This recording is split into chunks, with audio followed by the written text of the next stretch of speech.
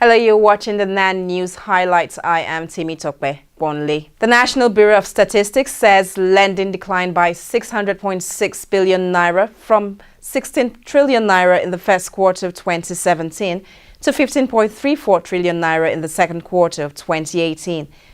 A report released recently by the NBS revealed that credit to the private sector was down for 6 consecutive quarters following a decline in total loans granted by Nigerian banks to the sector. Zimbabwe's Chief Justice Luke Malaba, sitting with a full bench of 9 judges of the Constitutional Court, will hand down judgment on the country's disputed presidential elections on Friday at 2 p.m.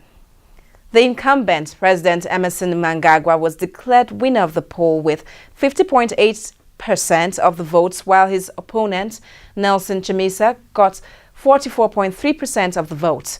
The 14-day provision allowable by Zimbabwean law for the top court to make a ruling on the election dispute will elapse on Friday.